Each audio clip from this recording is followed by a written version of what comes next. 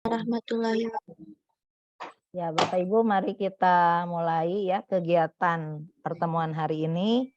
Izinkan saya menggantikan Pak Agus menjadi moderator karena kebetulan Pak Agus lagi berhalangan hadir. Ya, Bismillahirrahmanirrahim. Acara hari ini terima kasih kepada Pak Riki yang sudah hadir, kepada Bapak Ibu guru kimia khususnya di MGMP Kimia Kota Bandung yang sekarang sudah bergabung di Zoom ini ada 52 orang. Terima kasih atas kehadirannya. Acara hari ini saya bacakan dulu susunan acaranya. Yang pertama, sekarang sudah dilakukan pembukaan. Kemudian berikutnya kita akan menyanyikan lagu Indonesia Raya. Nanti akan akan diberikan lagunya oleh Bu Nursida ya Bu Nursida. Kemudian doa, acara inti yang akan dipaparkan oleh Pak Riki. Kemudian nanti ada tanya jawab dan penutup. Untuk pembukaan, mari kita sama-sama membacakan basmalah bersama-sama. Bismillahirrohmanirrohim. Ya, untuk acara berikutnya kita akan menyanyikan lagu Indonesia Raya. Silakan.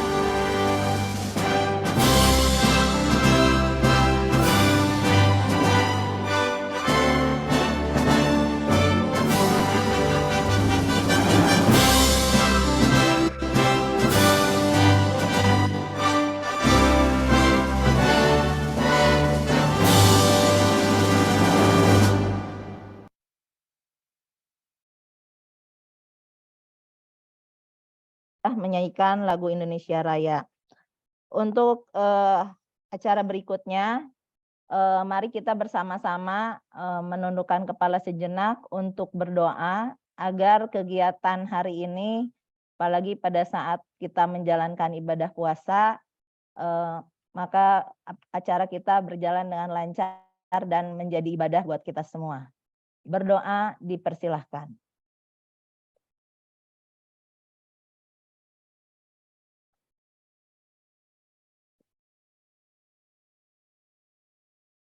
Berdoa selesai. Bismillahirrahmanirrahim. Robitu billahi robba wa bil islami dina wa bi Muhammadin nabiyya wa rasulah. Robbi zidni ilman warzuqni fahman. Ya, terima kasih Bapak Ibu yang sudah hadir, sudah ada 48 orang. Untuk mempersingkat waktu, pertemuan hari ini mungkin adalah rangkaian dari pertemuan yang pernah diadakan waktu pertama itu Jumat tanggal 10 Maret 2023 dengan topik yang sama yaitu penurunan CP menjadi TP dan ATP, kemudian implementasi dalam pembelajaran kimia hijau di kelas 10.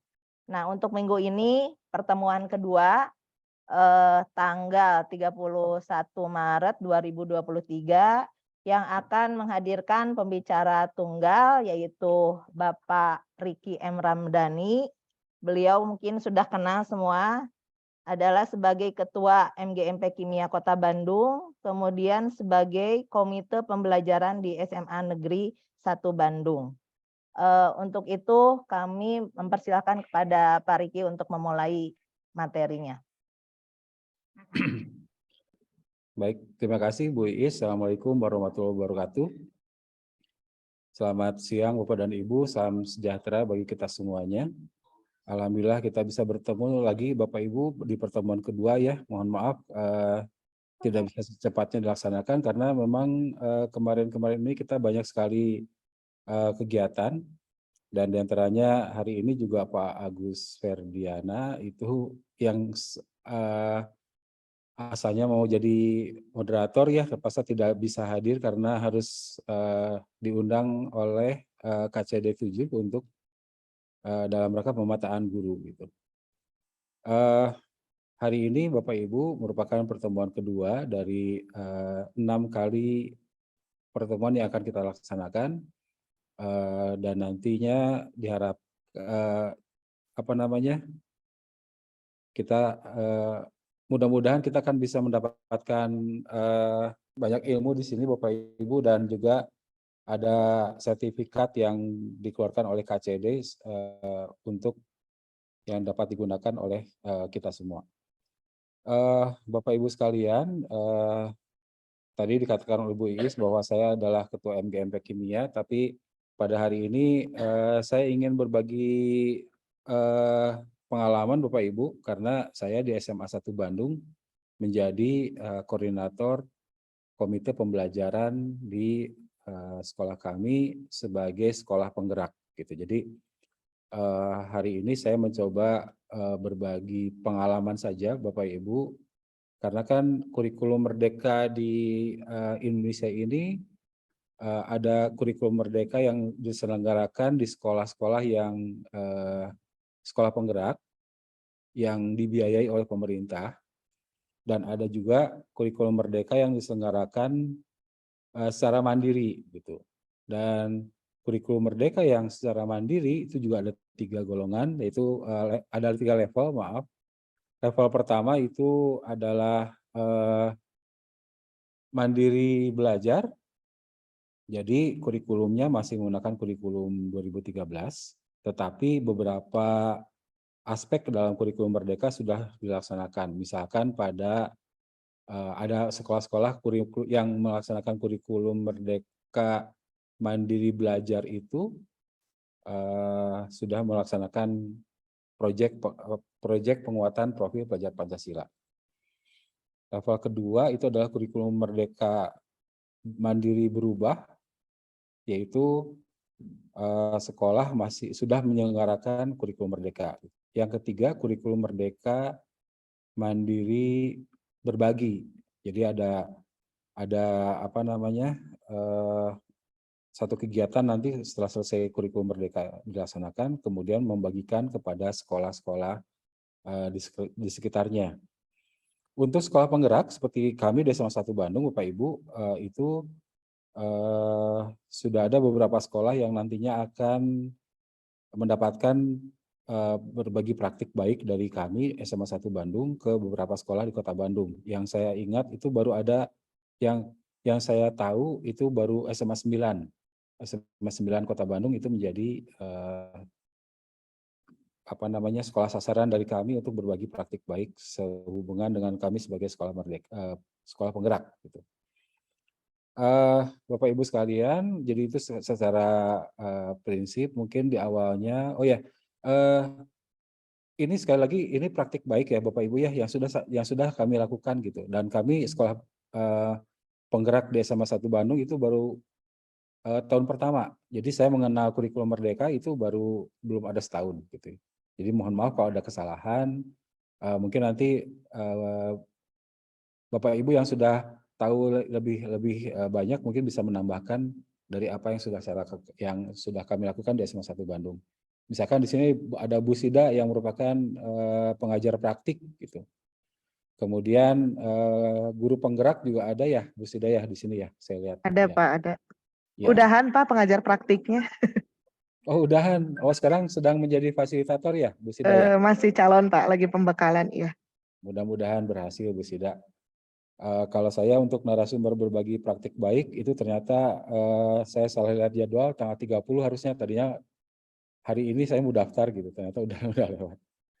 Nah, Bapak Ibu sekalian, Ibu moderator, saya izin share screen. Mangga, mangga.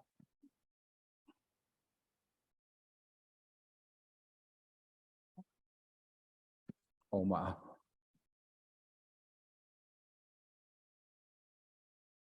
Sudah terlihat, Bu Sida?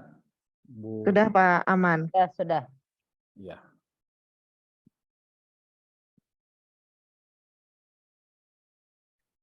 Ya, Bapak dan Ibu, saya izin memulai menjelaskan kira-kira apa sih itu mungkin saya mulai dari kurikulum Merdeka dulu ya Bapak Ibu ya.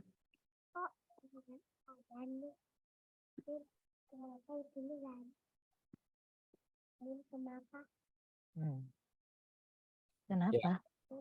Bapak Ibu sekalian, mungkin saya mulai dari kurikulum Merdeka dulu, kemudian ini yang saya katakan tadi Bapak Ibu bahwa saya di sini memberanikan diri untuk berbagi praktik baik karena saya adalah koordinator Komite Pembelajaran SMA di 1 Bandung. Di sini ada Ibu Susan juga termasuk Komite Pembelajaran. Alhamdulillah kemarin dalam sebuah acara di BBGP kami mendapatkan praktik baik yang terbaik dalam pengembangan konten pembelajaran gitu. Jadi ini juga lah yang mencoba ternyata apa yang kami lakukan di SMA 1 Bandung itu menjadi dapat penghargaan gitu. Jadi saya mencoba memberanikan diri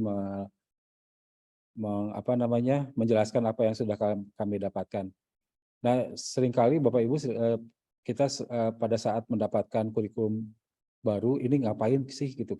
Kenapa kita harus ada kurikulum baru? Apakah karena ganti menteri jadi ganti kurikulum gitu ya. Nah, mungkin saya ingin perlihatkan dari ini Bapak Ibu. Jadi menurut saya sih secara pribadi bahwa kurikulum Merdeka ini tidak jauh dari kurikulum 2013 sebetulnya gitu. Jadi tetapi ini dikuatkan dan dimerdekakan gitu. Sebagai contoh, kenapa dikuatkan Bapak Ibu? Episode kurikulum Merdeka ini dimulai dari episode Merdeka Belajar waktu itu tahun 2020 di mana terjadi pandemi di seluruh dunia sehingga Mendikbud waktu itu mengubah memberikan 4 pokok kebijakan Merdeka Belajar. Yang pertama, ujian nasional dihilangkan, diganti menjadi asesmen nasional. Asesmen nasional itu ada AKM, ada survei karakter dan survei lingkungan belajar. Kemudian ujian sekolah berstandar nasional pun dihilangkan, tetapi hanya ujian sekolah saja gitu. Jadi sekolah bisa mengadakan ujian sekolahnya sesuai dengan ini masing-masing. Nah, waktu itu di SMA 1 Bandung, Bapak Ibu, kami masih menggunakan ujian sekolah yang menggunakan soal-soal seperti biasa, tapi kami di SMA 1 Bandung mencoba menggunakan soal-soal AKM gitu.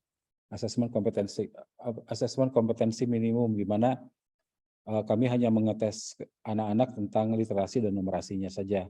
Kemudian menyederhanakan rencana RPP sehingga muncullah RPP 1 lembar gitu ya Bapak Ibu. Kemudian zonasi juga diberlakukan dalam PPDB. Kemudian ini episode Merdeka Belajar ini sekarang sudah sampai 22 ya Bapak Ibu ya, sudah episode ke-22. Nah, di nomor 4 itu muncullah program organisasi penggerak. Jadi muncullah kalau di kimia itu ada PPSKI gitu ya. Perkumpulan Pendidik Sains Kimia Indonesia. Dan di Provinsi Jawa Barat, Bapak dan Ibu di guru kimia di Provinsi Jawa Barat memilih saya sebagai ketuanya waktu itu. Kemudian ada guru penggerak. Nah, ini yang sekarang sudah angkatan ke berapa? Ke-9 ya, ke-8 ya kalau tidak salah. Kemudian ada program sekolah penggerak gitu. Nah, kebetulan SMA 1 Bandung jadi sekolah penggerak di angkatan kedua. Angkatan pertamanya di Kota Bandung itu ada SMA 19, SMA 23, SMA 25 dan beberapa sekolah lainnya. Kalau di SMA ada sekolah penggerak, maka di SMK ada yang namanya SMK-PK, SMK Pusat Keunggulan. Kemudian episode lainnya mungkin tidak perlu saya bahas sekarang. Nah, nomor 15 mungkin Bapak Ibu, ada kurikulum dan platform Merdeka Mengajar. Nah, ini adalah sebuah platform yang di dalamnya banyak sekali materi-materi tentang kurikulum 2013. Kurikulum Merdeka ini. Jadi kalau kurikulum 2013, Bapak Ibu, dulu penyebarannya itu bertingkat gitu ya, mulai dari narasumber tingkat nasional, kemudian melatih guru-guru inti di kabupaten kotanya, kemudian baru melatih ke gurunya. Ini kalau tidak salah saya dengar sekitar 1 tahun dilaksanakan penyebarannya gitu. Nah, kalau di kurikulum Merdeka sekarang penyebarannya menggunakan platform Merdeka Mengajar gitu. Jadi siapapun guru, siapapun sekolah dari berbagai kalangan, dari berbagai macam sekolah bisa menggunakan menggunakan kurikulum Merdeka dengan adanya platform Merdeka Mengajar ini. Kemudian setelah itu juga ada sekarang mulai ada raport pendidikan Bapak Ibu, kemudian di nomor 22 yang kemarin baru dikeluarkan ada transformasi seleksi perguruan tinggi negeri, di mana sekarang tidak ada lagi tes kemampuan akademik gitu. Jadi hanya tes potensi skolastik saja yang dimunculkan gitu. Nah, ini mungkin Bapak Ibu yang saya katakan, kenapa saya katakan tadi sebagai kurikulum baru ini adalah kurikulum 2013 yang dikuatkan dan dimerdekakan. Nah, itu yang penguatannya Bapak Ibu. Jadi Kemendikbud dan Ristek itu membuat kegiatan-kegiatan dalam bentuk episode Merdeka Belajar yang untuk menguatkan kurikulum 2013. Nah, kemudian ini mungkin nanti saya akan share PPT-nya. Sekarang Bapak Ibu kita menginjak kepada bagaimana sih apa yang berbeda dalam kurikulum Merdeka dibandingkan kurikulum 2013. Ini satu perbedaannya di mana, dan ini juga yang akan kita bahas hari ini, bagaimana menurunkan capaian pembelajaran menjadi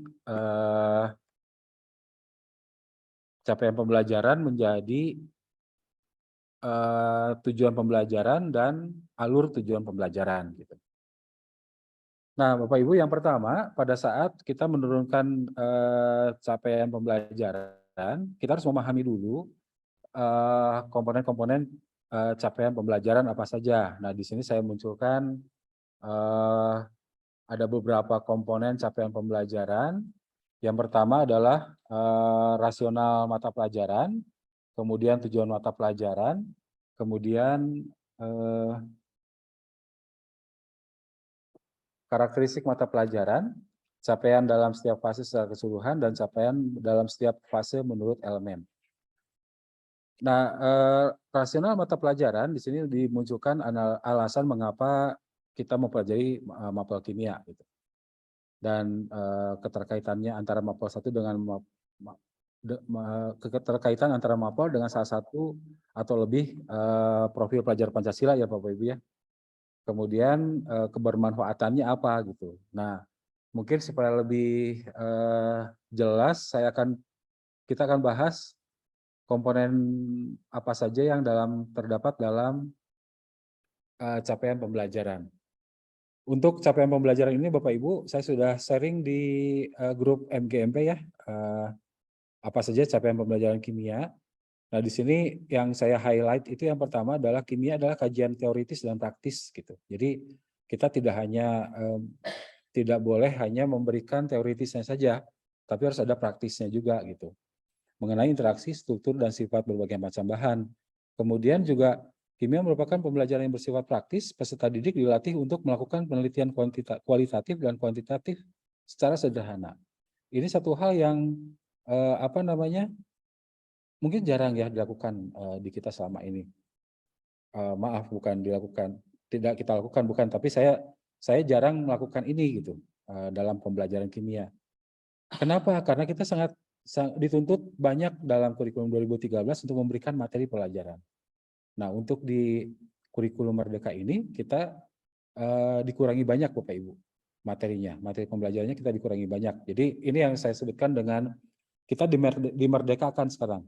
Tidak lagi dituntut pencapaian kompetisi dasar seperti yang kita lakukan selama ini gitu. Nah, saya pernah menjadi narasumber di bidang inquiry based learning Bapak Ibu di PM4TK IPA, dan selalu kita terbentur dengan masalah waktu untuk melaksanakan inquiry based learning ini gitu. Kita tahu inquiry based learning itu ada dua macam, ada terbimbing dan inquiry satu lagi.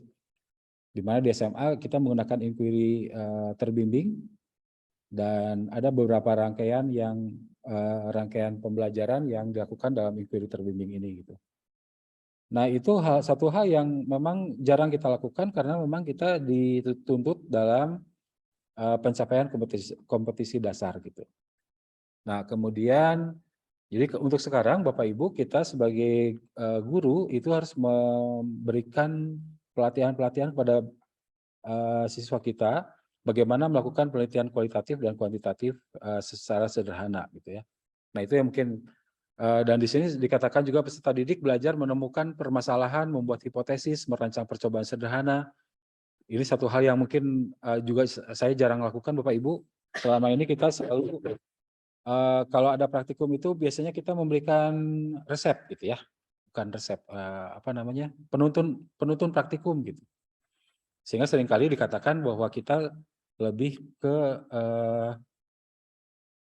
tidak pernah kita memberikan coba rancang sebuah percobaan gitu. Nah, itu yang penting juga. Setelah merancang percobaan, kemudian kita melakukan percobaan, menganalisis data, menarik kesimpulan, dan mengkomunikasikan hasil percobaan baik secara tertulis maupun dengan secara lisan. Nah, ini Bapak Ibu, satu hal yang penting juga mengenai mengkomunikasikan Bapak Ibu, di SMA 1 Bandung sekarang di kelas 12 itu anak-anak ujian sekolahnya itu menggunakan KTI, karya tulis ilmiah gitu. Di mana saya kemarin menjadi pembimbingnya juga dalam bidang kimia. Dan saya lihat Bapak Ibu sekalian, pada saat mereka presentasi, pada saat mereka mengkomunikasikan hasil percobaannya, itu banyak anak-anak yang ngadeg-deg gitu Bapak Ibu. Jadi mereka tidak terbiasa nampaknya gitu. Mungkin juga karena pandemi ya, karena pandemi mereka tidak ini, dan juga mungkin karena ini mempengaruhi kelulusan juga gitu. Nah, saya lihat di kelas 10 yang saya ajar sekarang itu anak-anak tuh karena sudah terbiasa mengkomunikasikan, mereka enjoy saja, mereka lebih ini gitu. Jadi untuk sekarang di kurikulum Merdeka ini Bapak Ibu kita selalu usahakan agar anak-anak itu tidak tidak diberi terus gitu, tapi biarkan mereka berkreasi sendiri. Seperti contoh tadi yang saya katakan pada saat untuk melakukan penelitian kualitatif dan kuantitatif sederhana. Oh, ini yang merancang percobaan sederhana. Kita dulu sering menggunakan praktikum, tapi praktikum kita lebih banyak bersifat cookbook tadi itu ya, kayak resep makanan lah, masukkan ini ke dalam ini, amati ininya dan sebagainya gitu ya. Nah, kalau sekarang anak-anak harus dilatih untuk merancang percobaannya, merancang percobaan sederhana. Nah, itu Bapak Ibu, jadi apa yang kita lakukan pertama kali untuk menganalisis CV, Bapak Ibu lihat dulu ini rasional mata pelajaran kimianya, buat apa sih mata pelajaran kimia ini di sekolah, di SMA gitu. Kemudian ini ya, kimia menumbuhkan kemampuan berpikir kritis dan terbuka gitu. Jadi kalau di kelas seperti yang saya lakukan sekarang, kalau Bapak Ibu melakukan di kelas seperti yang saya lakukan sekarang, Bapak Ibu tinggal dengar saja, saya ngobrol sendiri gitu, maka itu tidak disarankan seperti itu. Nah, mohon maaf saya sendiri tidak bisa melakukan seperti yang seharusnya diminta seperti ini ya Bapak Ibu ya. Nah, kemudian ini juga selanjutnya komponen berikutnya adalah tentang tujuan mata pelajaran kimia. Yang pertama, membentuk sikap religius melalui kimia dan menyadari keteraturan dan keindahan alam serta mengagungkan kebesaran Tuhan Yang Maha Esa. Nah, ini pun Bapak Ibu, di tahun 98 saya pernah mengikuti pelatihan keterkaitan IMTAK dengan ilmu pengetahuan gitu. Dan di situ juga kita dilatih bagaimana mengungkap fenomena tentang kimia dihubungkan dengan sikap religiusnya. Yang saya lakukan waktu itu Bapak Ibu, kita membahas tentang energi aktivasi gitu. Energi aktivasi kan suatu energi yang dibutuhkan agar suatu reaksi berlangsung gitu kan. Kita tahu bahwa kalau kertas terbakar ada oksigen. Nah, kenapa kalau di udara banyak oksigen? Kenapa kertas tidak terbakar? Karena memang harus ada energi aktivasi dulu yang diperlukan untuk berlangsungnya reaksi tadi gitu. Jadi kebayang kalau misalkan tidak ada energi aktivasi, Tuhan kita tidak menciptakan energi aktivasi, mungkin tidak akan ada kertas karena begitu kertas dibuat maka langsung terbakar gitu. Nah, itu seperti itu yang berikutnya Bapak Ibu. Kemudian memupuk integritas dan sikap jujur, adil dan bertanggung jawab dan seterusnya. Jadi ini semuanya Bapak Ibu kita akan harus kembangkan kepada anak, harus melatihkan kepada anak agar mereka berkembang. Ini nomor 4 misalkan, mengkomunikasikan berbagai hasil investigasi secara lisan dan tertulis secara jelas dan terstruktur. Maka kita harus memberikan bagaimana caranya berpresentasi yang baik gitu. Seringkali Bapak Ibu presentasi yang dibuat oleh anak-anak itu terlalu panjang sehingga mereka membaca gitu. Nah, kemarin saya melatih mereka bagaimana berpresentasi yang baik sehingga mudah-mudahan pada saat mereka di skripsi nanti di perguruan tinggi mereka bisa sudah mudah gitu. Kemudian karakteristik mata pelajaran kimia di sini juga kimia ini kan dibagi dalam fase SMA itu ada 2 fase ya Bapak Ibu ya, fase E dan fase F. Fase F itu di kelas 11 dan di kelas 12, kemudian fase E di kelas 10. Nah, kemudian ini Bapak Ibu ada 2 elemen dalam mata pelajaran kimia, yaitu yang mencakup pemahaman kimia dan yang kedua adalah keterampilan proses. Nah, ini kita bisa lihat, kita akan coba langsung saja melihat di fase E ya Bapak Ibu ya. Di fase E itu pemahaman kimianya cuma sedikit ini.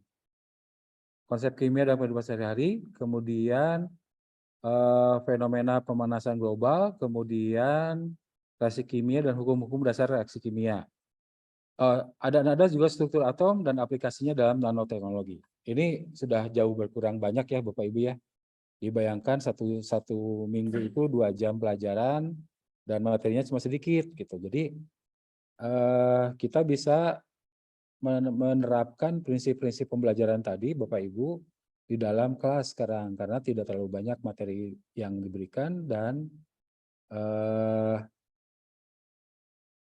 kita bisa leluasa menerapkan tujuan-tujuan yang tadi di atas gitu ya. Sebagai contoh yang saya lakukan Bapak Ibu, di sini ada hukum-hukum dasar kimia. Mungkin nanti kita akan lihat bagaimana penerapan hukum-hukum dasar kimia dalam kelas yang saya berikan. Di antaranya tentang hukum Pros Bapak Ibu. Hukum Pros ini biasanya saya menjelaskan dengan langsung perhitungan gitu. Kalau nanti saya akan memberikan bagaimana membelajarkan hukum Pros ini tapi tidak dengan kemampuan-kemampuan yang diminta tadi juga akan kita lakukan gitu. Nah, elemen kedua Bapak Ibu adalah keterampilan proses. Di sini ada mengamati, mempertanyakan dan memprediksi, merencanakan dan melakukan penyidikan. Ini ya sekali lagi Bapak Ibu ya, kita harus memberikan bagaimana kemampuan menyelidiki, kemudian mengkomunikasikan juga dan seterusnya. Nah, di fase F Bapak Ibu ini materinya juga sedikit. Sekarang kita lihat. Fase F itu sekali lagi kelas 11 dan kelas 12 ya, 2 tahun. Nah, di 2 tahun Bapak Ibu, kita materinya hanya ini. Ini mungkin apa ya, struktur atom, sistem periode dan ikatan kimia ya, karena di sini ada membentuk berbagai senyawa juga. Kemudian aspek energi, ini energi termokimia mungkin. kemudian keseimbangan, laju reaksi dan keseimbangan, kemudian asam basa, kemudian termokimia tadi ini, kemudian elektrokimia dan kimia karbon, kimia organik. Nah, jadi sudah sangat banyak materi yang dikurangi sekarang. Di kelas 12 kita tidak menemukan lagi sifat koligatif larutan, tidak menemukan lagi reaksi redoks juga mungkin tidak ada ya di sini, gitu. Tapi mungkin kalau misalkan reaksi redoks kita butuhkan untuk elektrokimia misalkan, maka kita bisa masukkan gitu. Jadi materinya sudah sangat banyak yang dikurangi. Sifat koligatif larutan, kemudian yang banyak menyita perhatian itu adalah tentang kimia unsur, Bapak Ibu. Kimia unsur itu sangat banyak materinya ya dulu ya. Ada mulai dari golongan 1A, 2A, 3A, 3A tidak, 7A, kemudian 8A, kemudian periode 3 gitu kan ya. Jadi sangat banyak sekali. Tentang makromolekul juga tidak ada sekarang. Gitu ya. Nah, ini mungkin di pertemuan berikutnya Bapak Ibu dipimpin oleh Pak Aang dan Bu Tik-Tik nanti kita akan mencoba menggali materi kimia apa saja yang ada dalam CP ini Bapak Ibu. Kemudian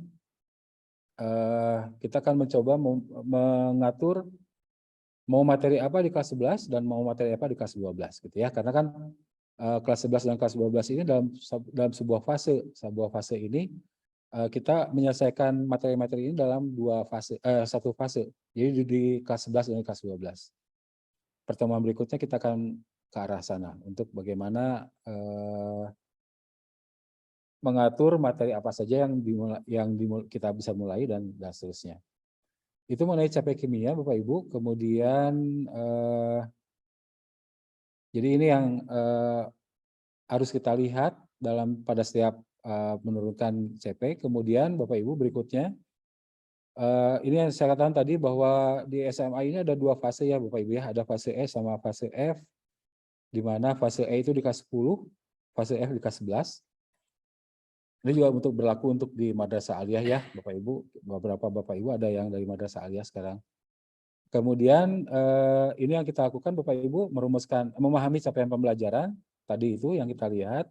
Ini ditetapkan oleh pemerintah. Kemudian kita merumuskan tujuan pembelajaran, kemudian menyusun alur tujuan pembelajaran dan merancang pembelajaran. Ini dikembangkan sendiri oleh guru. Gitu. Kemudian berikutnya Bapak Ibu, tadi sudah saya bahas juga ini bahwa setiap elemen itu, setiap mata pelajaran ada beberapa elemen ya Bapak Ibu ya. Ada elemen untuk IPA, itu ada elemen pemahaman IPA dan keterampilan proses. Dalam bahasa Indonesia ada menyimak, membaca, memirsa, berbicara, dan mempresentasikan dan menulis. Kalau di kimia, di IPA itu ada pemahaman IPA dan ada keterampilan prosesnya. Kalau dalam bahasa Indonesia ini kebanyakan semuanya adalah keterampilan ya Bapak Ibu ya. Tapi untuk di matematika itu terdapat elemen-elemennya tidak ada, hanya sedikit keterampilannya. Jadi matematika ini betul-betul semuanya adalah tentang materi pembelajaran matematika gitu. Nah, kemudian Bapak Ibu, tadi dalam CP-nya kita mengenal ada sebuah kata kerja yang bernama memahami. Gitu. Nah, memahami ini Bapak Ibu di dalam taksonomi Bloom itu ada pada C2 ya. Nah, tapi sebenarnya memahami di sini dalam CP adalah konstruktivisme. Gitu. Jadi harus bukan sekedar cuma C2 gitu. Memahami dalam CP ini bukan C2, tapi lebih dari C2.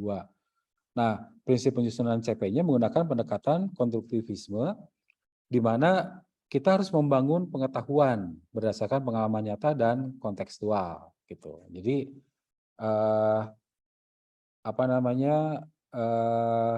kita harus meminta anak-anak untuk membangun pengetahuannya, bukan kita memberikan pengetahuan kepada mereka, tapi kita membangun pengetahuan.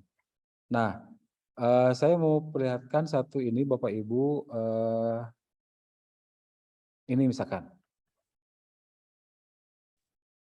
Di sini ada 3 buah tujuan pembelajaran Bapak Ibu.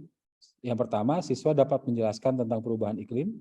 Yang kedua, siswa dapat mengamati perubahan iklim dalam kehidupan sehari-hari.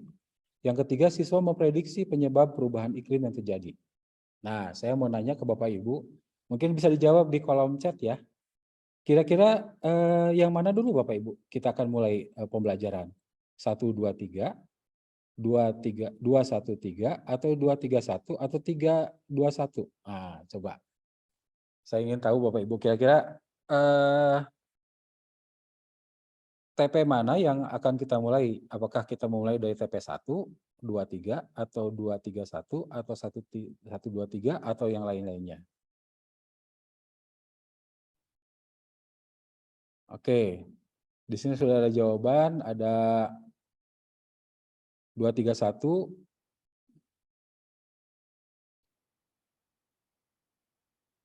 Dua, tiga, satu. Oh, jawabannya sudah itu semuanya ya, 2, 3, 1. Oke. Ada 2, 1, 3. Ada 2, 1, 3. Ya, yang 2, 3, 1 yang kemarin hadir.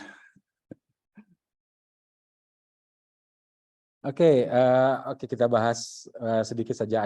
Ada 2, 3, 1, ada 2, 1, 3 gitu ya. Oke. Nah, kita lihat Bapak Ibu, semua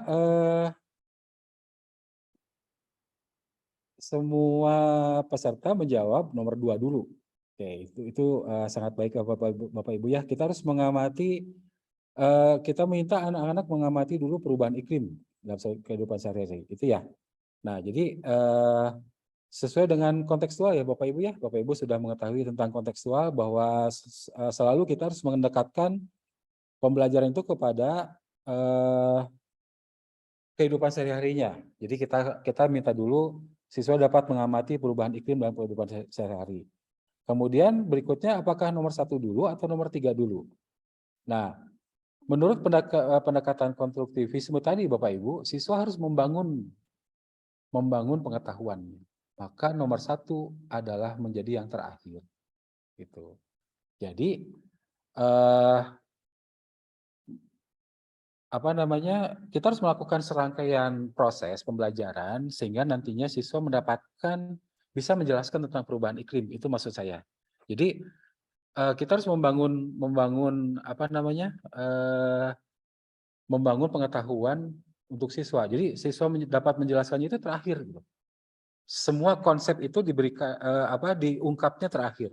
Kalau ada yang salah, maka guru wajib untuk memberikan konfirmasinya bahwa ini salah, ini kurang dan sebagainya, gitu ya. Jadi Bapak Ibu yang menjawab 2, 1, 3 tadi juga tidak salah karena ini pun yang saya lakukan dulu, gitu. Bahkan saya sebelum mengenal tentang pendekatan kontekstual, saya mulainya dari nomor 1 dulu, gitu. Nomor 1, kemudian nomor 2, baru kemudian nomor 3. Gitu. Jadi dengan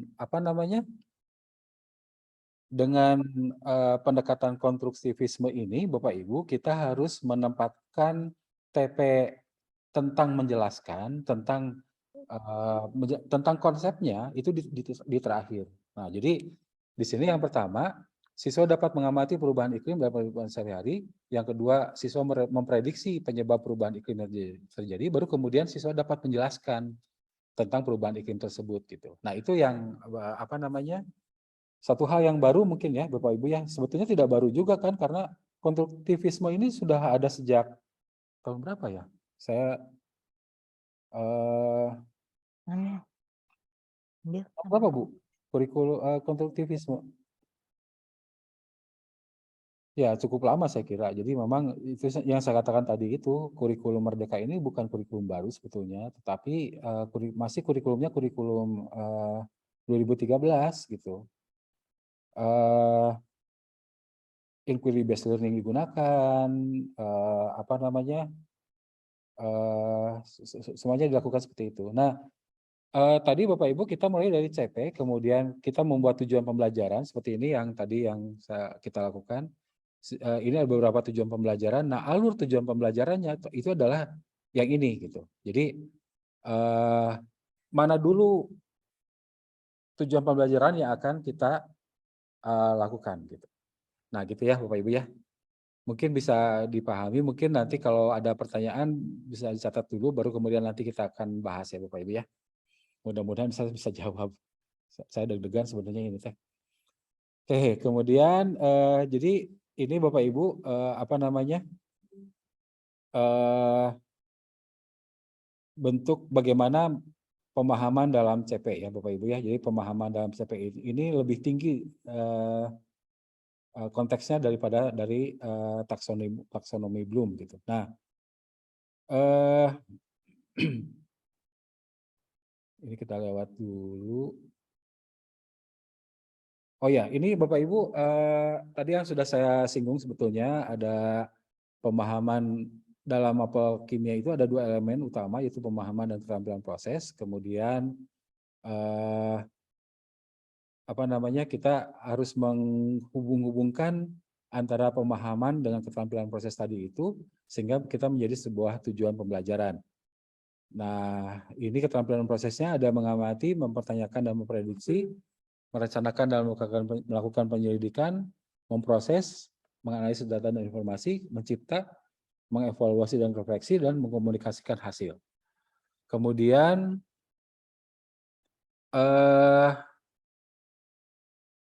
kita langsung saja ke ini, ke apa namanya.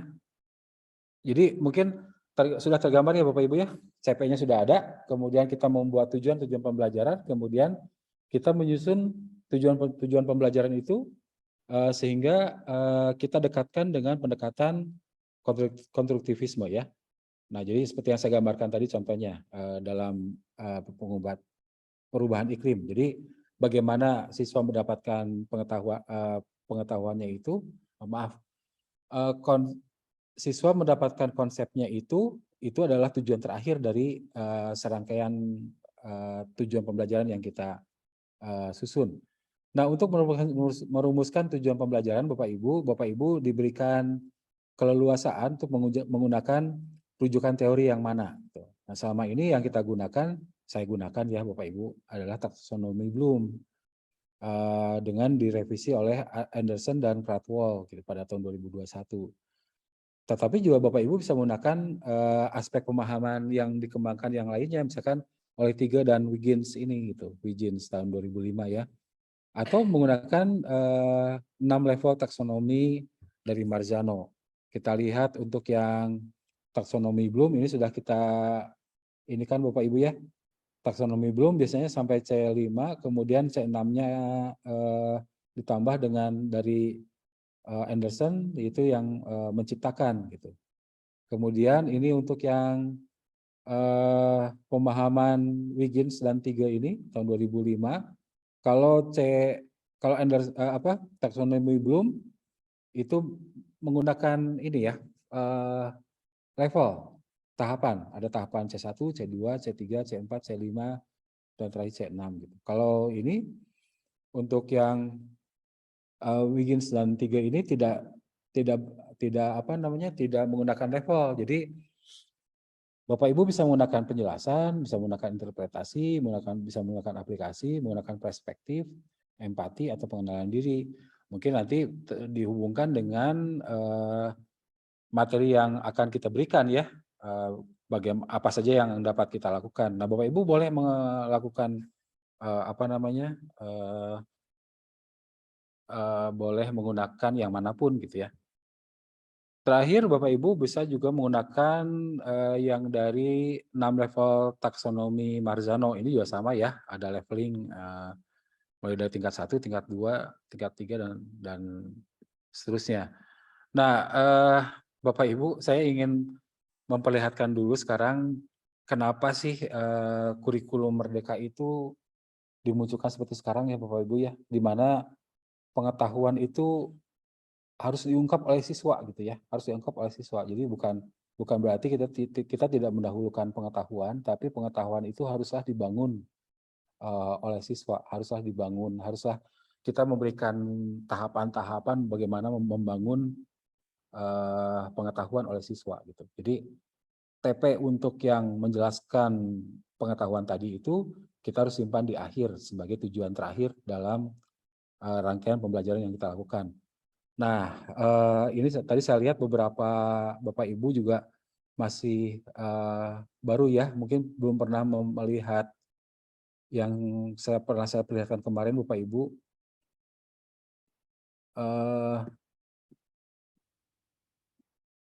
Nah, sekarang Bapak Ibu di dunia internet itu sudah sangat banyak sekali ada yang namanya AI Bapak Ibu. AI itu artificial intelligence, di mana sekarang dengan sangat mudahnya siswa bisa mendapatkan pengetahuan dari internet gitu. Mohon maaf.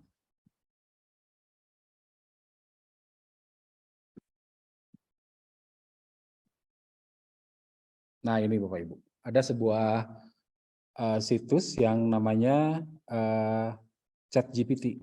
Nah, ChatGPT ini Bapak Ibu, kita bisa nanya-nanya ke mereka gitu, ke AI ini gitu. Misalkan berapakah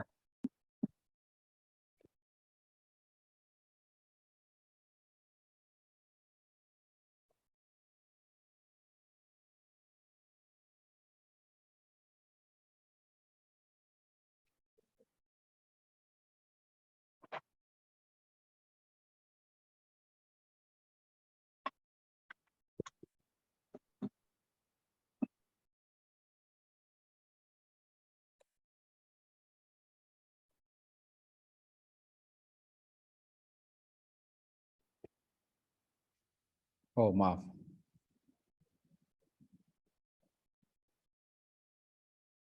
Setiap kali membuka ChatGPT ini kita harus refresh dulu Bapak Ibu. Oke.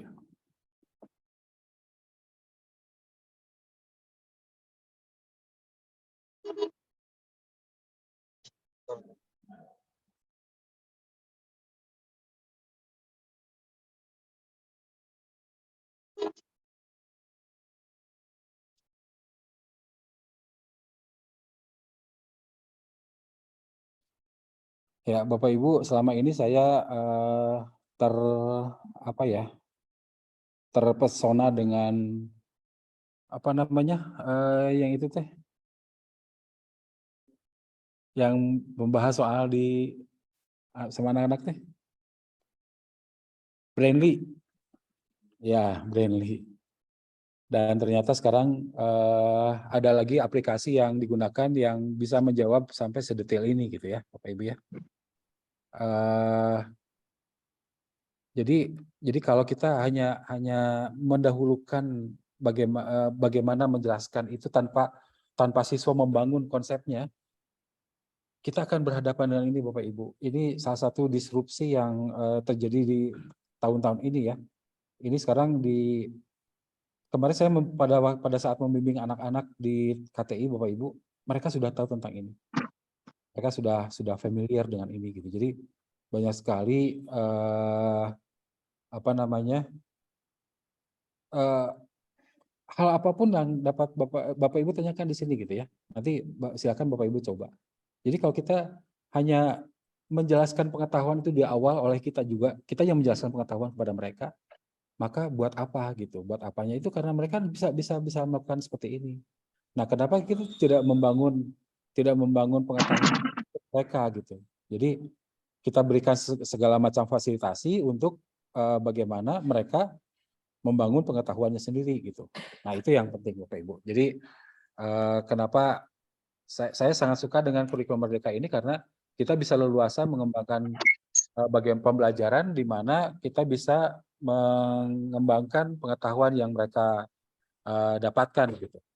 Nah, saya amazing lagi kemarin baru dapat di ini. Bapak Ibu sudah pernah menggunakan Canva kan ya? Sekarang di Canva Bapak Ibu bisa begini. Nah, misalkan saya akan membuat presentasi misalkan. Nah, mungkin di Canva Bapak Ibu belum ada ini, tapi saya punya ini, ada Magic Design by Canva. Saya ingin membuat presentasi mengenai termokimia misalkan. Termokimia di mana di dalamnya ada eksoterm, ada endoterm, ada lagi kalorimeter misalkan. Ada apa lagi? 5 kata harusnya. Termokimia, Hukum perubahan HES. hukum HES. Hukum HES. Nah, jari saya ada di atas ya Bapak Ibu ya, tidak di atas keyboard. Nah, udah langsung jadi. Tinggal create aja presentasi, udah jadi itu. Terlepas dari benar atau tidak ya Bapak Ibu ya, di sini juga dikatakan sih, this technology is new and improving gitu. Nah, Canva sudah bisa begini sekarang. Jadi kalau Bapak Ibu membuat presentasi sudah sangat dengan mudah dilakukan di sini. Memang ada masih bahasa Inggris karena ini baru diluncurkan lebih kurang seminggu yang lalu kalau tidak salah. Gitu ya. Nah, ini juga sama. Bagaimana menghitung perubahan entalpi gitu. Ya, Bapak Ibu tinggal mengembangkan. Sudah gambarnya sudah disediakan. Apa namanya? Ini sudah diberikan ya tinggal ya mudah lah, tinggal mengubah ini saja gitu ke yang lainnya gitu ya Bapak Ibu ya. Itu yang sekarang AI. Belum lagi Bapak Ibu nanti akan ada metaverse. Metaverse itu sebuah dunia yang bisa kita ciptakan sendiri gitu. Ada apa saja di sana di metaverse.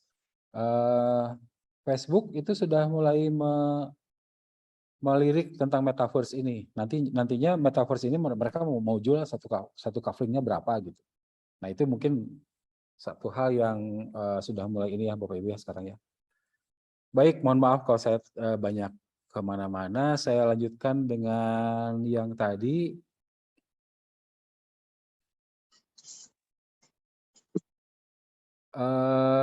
Saya mau langsung saja Bapak Ibu ke penerapannya dalam pembelajaran yang saya lakukan di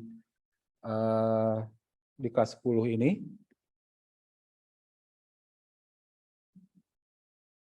Ini Bapak Ibu saya menggunakan LMS yang digunakan di SMA 1 Bandung dan nanti juga insya Allah saya akan memberikan sebuah LMS yang Bapak Ibu bisa gunakan, gitu ya. Nah ini LMS yang saya buat dan saya minta izin ke yang punya server agar bisa digunakan oleh guru kimia, gitu ya. Nanti saya perlihatkan di akhir.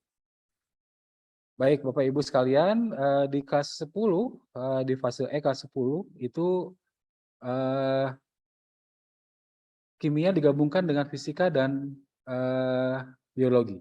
Ya, ini yang pertama muncul adalah fisika, kemudian yang kedua adalah biologi. Oh, kalau di kami kimia dulu ternyata Bapak Ibu ya. Ini fisika dulu, kemudian selanjutnya kimia, kemudian di akhir ada biologi. Nah ini. Baik, yang kimia saya akan mulai dengan yang kimia hijau tadi itu. Yang pertama adalah tentang artikel tentang ledakan di pabrik kimia. Ini saya betul-betul mengambil dari buku ya Bapak Ibu ya, dari buku. Oh ya, di sini juga bukunya disertakan. Ada linknya untuk mengambil buku. Kemudian dimulai dengan artikel tentang ledakan di pabrik kimia. Nah, kimia itu apa sih, bahaya atau gimana gitu ya? Jangan makan itu banyak sekali zat kimianya gitu. Nah, mungkin itu yang sering kita lakukan ya Bapak Ibu ya. Jangan makan obat berlebihan, itu zat kimia semuanya itu gitu. Nah, ini juga artikelnya tentang ledakan di pabrik kimia tentang ini Bapak Ibu, tentang apa untuk pengawet itu formalin gitu di Cilegon. Nah, kita mulai di situ dulu, kemudian proses dan reaksi kimia dalam kehidupan sehari-hari ternyata ada proses kimia yang baik, misalkan ada apa namanya, ada fotosintesis, ada perkaratan dan sebagainya. Baru setelah itu saya membelajarkan tentang latihan persamaan reaksi Bapak Ibu. Nah, dan di persamaan reaksi ini Saya kalau mengajarkan persamaan reaksi biasanya riweuh dengan kan sekarang anak-anak kita zonasi ya Bapak Ibu ya. Zonasi itu segala macam level level pengetahuan anak itu berbeda-beda kan. Nah, makanya saya membuat persamaan reaksinya menggunakan live worksheet di mana anak-anak nanti tinggal mengisikan ke sini gitu koefisiennya, kemudian nanti anak-anak bisa mengecek sendiri gitu. Biasanya saya riweuh dengan anak-anak yang sudah cepat, sudah duluan, kemudian dia nanya terus, sedangkan anak-anak yang level pengetahuan keterampilan pengetahuannya di bawah itu lebih gitu. Jadi anak-anak yang pintar bisa langsung ngecek sendiri di sini. Tinggal klik finish saja, kemudian klik check answer dan langsung sudah dimunculkan nilainya gitu. Nah, itu yang pertama yang saya lakukan. Kemudian ternyata nggak cukup, saya berikan latihan bersamaannya ada 2. Kemudian setelah itu saya mulai beranjak ke menggunakan kertas lakmus. Nah, di sini Bapak Ibu saya memberikan dulu videonya, kemudian bagaimana mengukur pH air tambak gitu. Nah, kemudian menentukan sifat pH beberapa pH larutan. Di sini ada praktikum Bapak Ibu. Jadi saya melakukannya bermacam-macam. Ini Bapak Ibu ada yang membaca, ada yang ini membaca juga, ada yang kemudian mengerjakan soal, kemudian ada praktikum. Jadi semua level perkembangan anak kita harus sediakan ya Bapak Ibu ya. Ada yang suka, ada yang kan level perkembangan itu ada 3 macam ya. Level apa namanya? Bukan level, maaf. Kompetensi siswa itu ada 3 macam. Modal belajar, maaf. Modal belajar siswa itu ada 3 macam. Ada visual, ada auditori, ada kinestetik. Jadi anak-anak yang kinestetik itu senang dengan diberikannya praktikum seperti ini. Kemudian anak-anak yang audiovisual senang menggunakan video. Anak-anak yang auditori mungkin juga di videonya, juga anak-anak yang senang membaca saya berikan untuk membacanya gitu. Sekali lagi ini nanti akan Bapak Ibu bisa mencoba ya. Mudah-mudahan kalau sekarang waktunya cukup kita akan coba lakukan. Tinggal 20 menit lagi. Kemudian setelah itu Bapak Ibu saya mulai melaksanakan sumatif. Ini sumatifnya Bapak Ibu saya gunakan soal-soal AKM. Jadi di sini ini mengenai kimia hijau Bapak Ibu ada 12 semuanya, ada mulai mencegah limbah, memaksimalkan nilai ekonomi suatu atom dan seterusnya. Kemudian di situ ada dari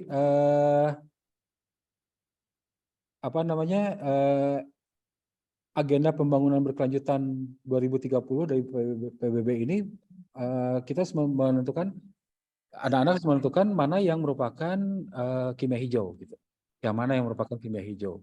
Misalkan di sini mengakhiri kelaparan. Mengakhiri kelaparan itu tidak ada dalam kimia hijau di sini gitu. Yang ada itu misalkan menjaga ekosistem laut. Itu adanya di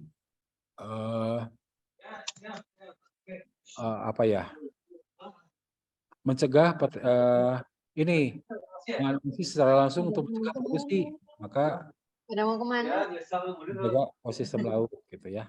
Ngabuburit ya. Tidak ada.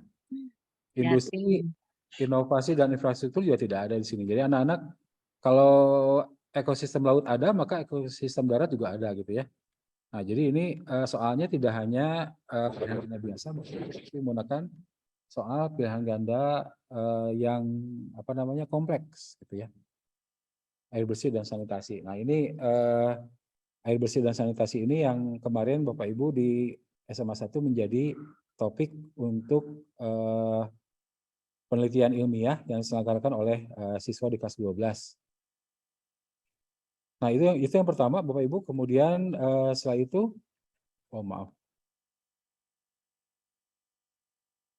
ini nomor 1.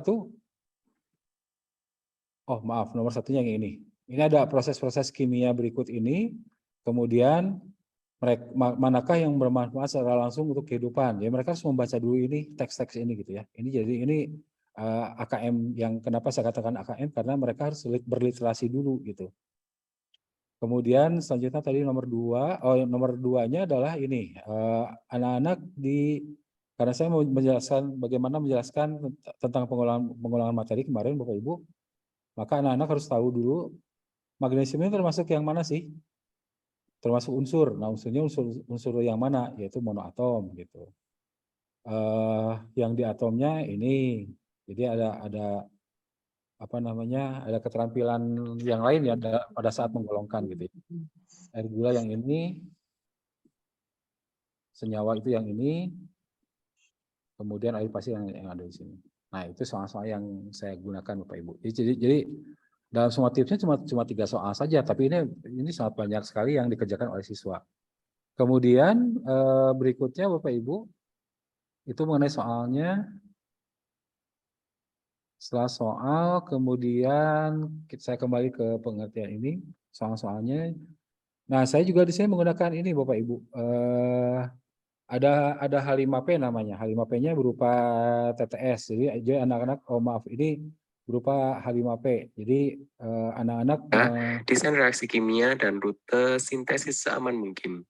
Prinsip keempat, mengevaluasi semua aspek bahan yang digunakan untuk mendapatkan bahan seaman mungkin.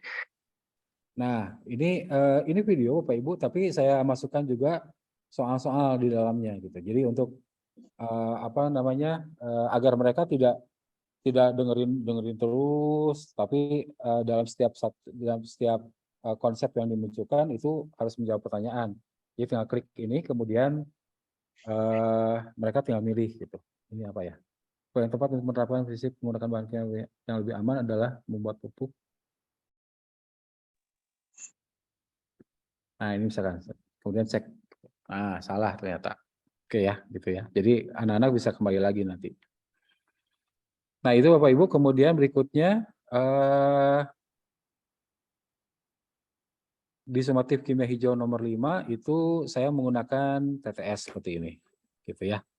Nah, jadi kembali ke CP dan TP dan ATP tadi itu, maka kita harus berusaha agar anak-anak tidak kita berikan pengetahuannya langsung, tapi kita memberikan serangkaian tujuan pembelajaran, serangkaian aktivitas, sehingga akhirnya siswa bisa membangun sendiri pengetahuannya. Nah, itu yang penting Bapak Ibu. Nah, berikutnya di sana di hukum dasar kimia, nah saya ingin memperlihatkan ini Bapak Ibu tentang hukum perbandingan tetap yang saya ajarkan seperti ini. Yang pertama Bapak Ibu, anak-anak dibawa untuk mengamati dulu proses kimia reaksi antara belerang dengan tembaga gitu. Nah, belerang dengan tembaganya dilakukan reaksinya secara 5 kali, di mana ini ya misalkan ya, masukkan serbuk belerang sebanyak 1, 2, 3, 4, 5 sendok spatula secara berturut-turut ke dalam tabung reaksi. 1, 2, 3, 4, 5. Kemudian masukkan lempeng tembaganya. Lempeng tembaganya semuanya sama 7 cm, gitu ya. Semuanya 7 cm sama. Semuanya masukkan dalam tabung reaksi, kemudian dipanaskan. Nah, nanti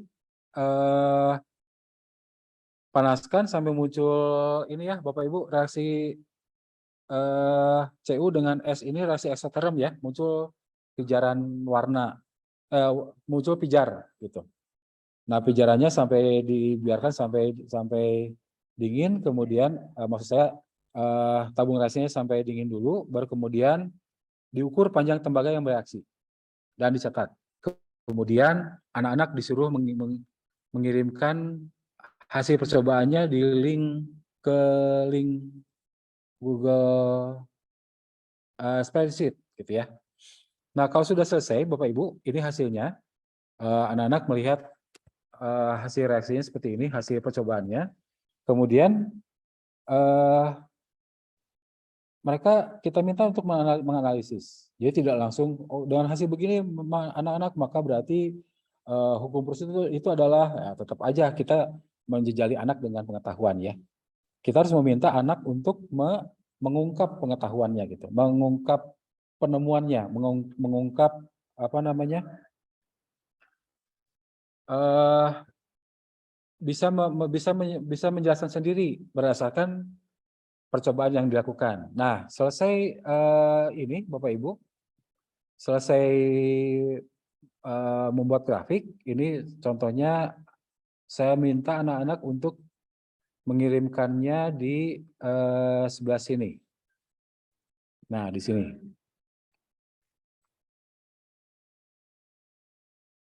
Nah, kita lihat di sini anak-anak yang sudah mengerjakan.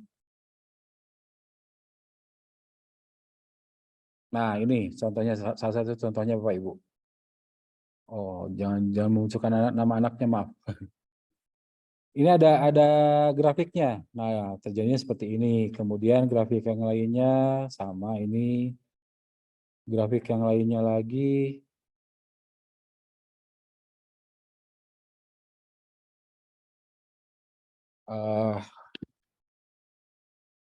Jadi dari apa namanya, dari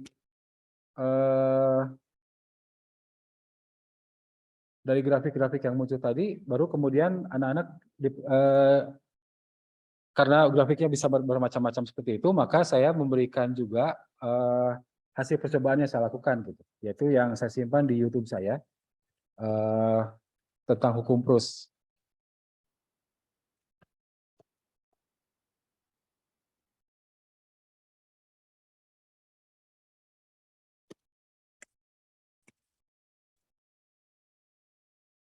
Nah, ini.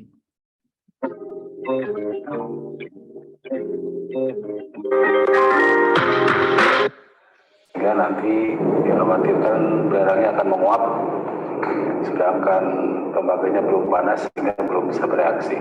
Tidak terlalu. Nah, ini Bapak Ibu. Jadi dari sini kemudian saya juga memberikan sebuah data percobaan yang lainnya dan didapatkanlah perbandingannya tetap seperti ini. Jadi dari sini Bapak Ibu, anak-anak diminta untuk coba kalau gitu hukum Proust itu apa gitu. Dengan melihat ini, dengan melihat grafik ini.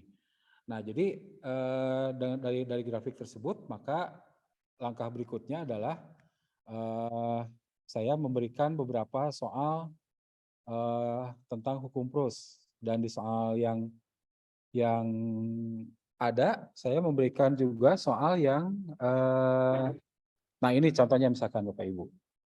Jadi ada grafik, kemudian berapakah perbandingan massa Fe dan S dalam Fe2S3 gitu. Jadi anak-anak tinggal melihat ininya 0,7, kemudian di sininya 0,6, jadi 7:6 gitu. Nah, jadi soal apa namanya? Ini juga salah satu contoh soal yang AKM ya Bapak Ibu ya, tentang numerasi. Bagaimana mengungkap perbandingan massa berdasarkan grafik gitu. Nah, jadi apa namanya?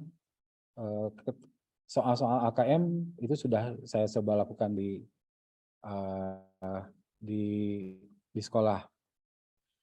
Nah, contoh lainnya juga sama, ada perbandingan, nah juga ini juga sama Bapak Ibu, berapakah, ini kan perbandingan ya, kalau perbandingan itu kan sama dengan numerasi kan, gitu ya. Itu mengenai hukum Proust Bapak Ibu, jadi sekali lagi saya selalu mencoba untuk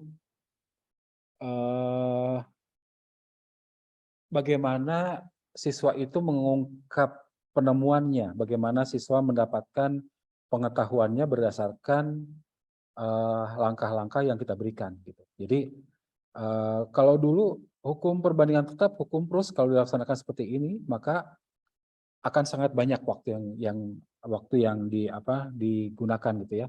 Sedangkan sekarang karena materinya sedikit, maka kita memberikan langkah-langkah pembelajarannya itu lebih banyak, sehingga siswa lebih mudah-mudahan pembelajarannya lebih bermakna gitu. Jadi tidak sekedar hukum perbandingan tetap atau hukum Proust ini adalah perbandingan massa ada unsur-unsur dalam setiap senyawa selalu tetap. Misalkan dalam CUS adalah 2:1, dalam FES adalah 7:4 gitu. Baru kemudian ke soal. Nah, perbandingannya itu kita dapatkan dari percobaan gitu. Jadi bisa jadi yang masa CU dan masa S tadi itu kita tidak bisa mendapatkan langsung datanya 2:1 ya, karena kita tidak mengukur masanya. Tapi kita hanya mencoba membuat rumusan bahwa perbandingan massa dalam setiap senyawa itu selalu tetap gitu. Jadi itu mungkin yang saya lakukan. Nah, kembali ke yang tadi Bapak Ibu, jadi itulah bagaimana menurunkan CP menjadi TP, kemudian TP kemudian menjadi ATP-nya dengan memperhatikan pendekatan konstruktivisme. Bagaimana kita melaksanakan pembelajaran dengan apa namanya? Agar anak bisa mengungkap sendiri pengetahuannya. Kita tidak lagi memberikan pengetahuan itu pada siswa, tapi kita memberikan langkah-langkah pembelajaran sehingga siswa bisa mendapatkan pengetahuannya dengan cara mendapatkannya sendiri gitu. Tidak harus kita berikan pengetahuannya secara langsung. Itu mungkin Bapak Ibu yang bisa saya sampaikan. Sekali lagi ini insya Allah nanti saya akan berikan kepada Bapak dan Ibu. Nanti Bapak Ibu tinggal login ke sini, ke alamat ini. Mungkin alamatnya juga nanti saya akan berikan lewat link ya Bapak Ibu ya. Saya akan berikan alamat ini, kemudian saya berikan login untuk Bapak Ibu sebagai siswa.